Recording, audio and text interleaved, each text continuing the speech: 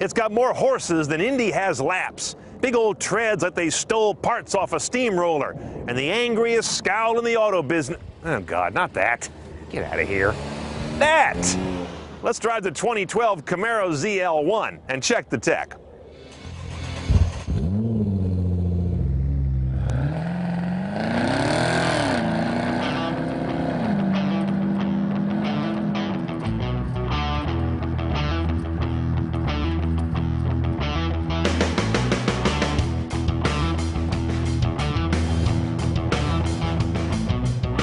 Now, the ZL1 is pretty standard Camaro stuff in the cabin. If you've seen a Camaro, you've seen this. Nothing changes dramatically. You do get some mouse fur up here on the dash, and you get a cluster of gauges that's very complete.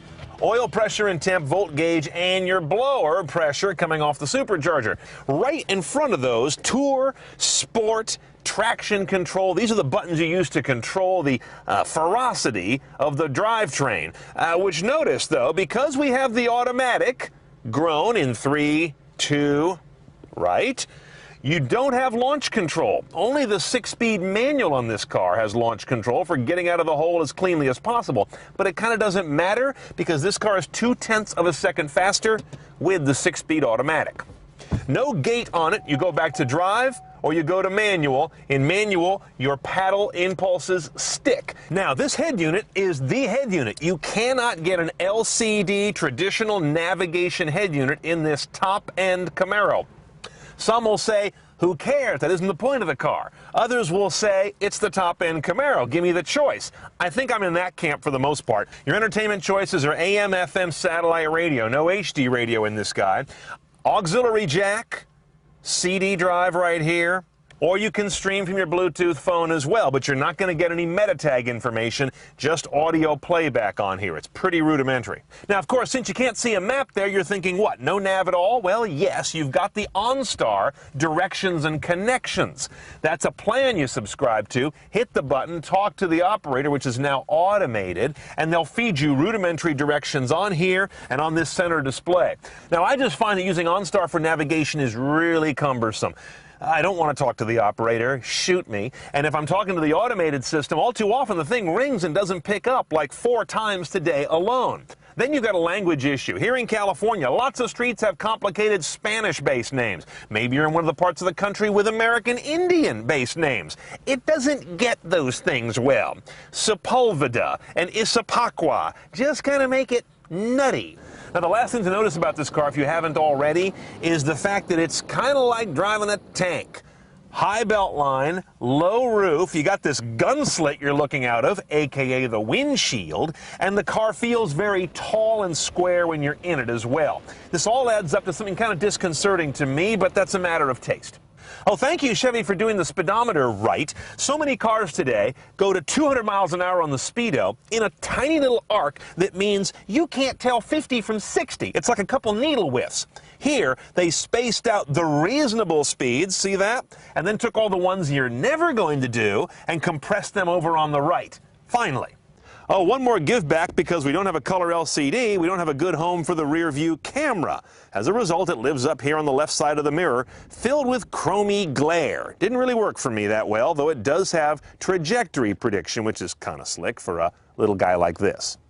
Aside from BMW, this may be the best head-up display in manufacture right now. It'll show you any combination of speed, G-force, entertainment currently playing, next navigational direction, a lot of good stuff in there with 4 different menu pages, adjustable height and brightness. Now herein lies the heart of the beast. This is your 6.2-liter supercharged V8.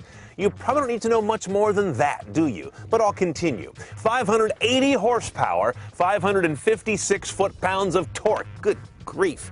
0 to 60 is a little under 4 seconds, though who cares? This is more like a 0 to 100 rocket. Now, you only get 1218 mpg in this configuration. That's pretty poor.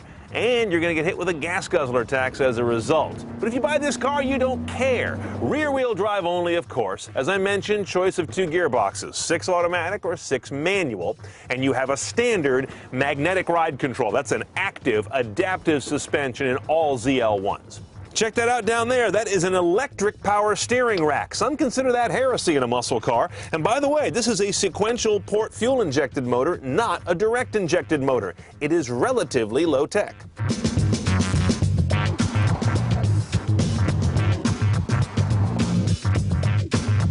So what do you say about a car with 580 horsepower, treads this big, a huge supercharged 6+ liter V8. What am I going to tell you? I mean, it's fast, and it's a hell of a lot of fun in kind of an unrefined way.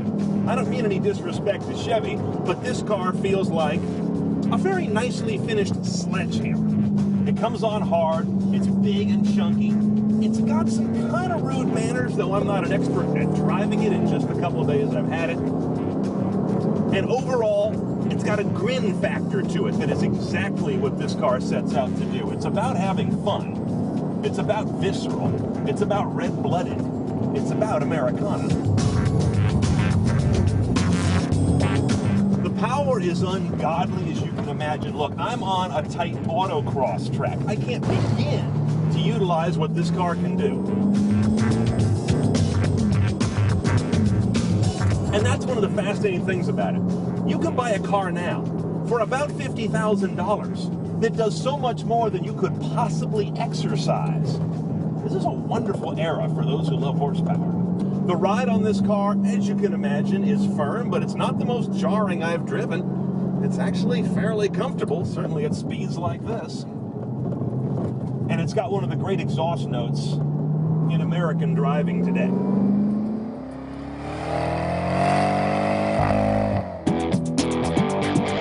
Okay, let's price our ZL1 should you be so inclined. $56,300 delivered, but that also includes a $1,300 gas guzzler tax.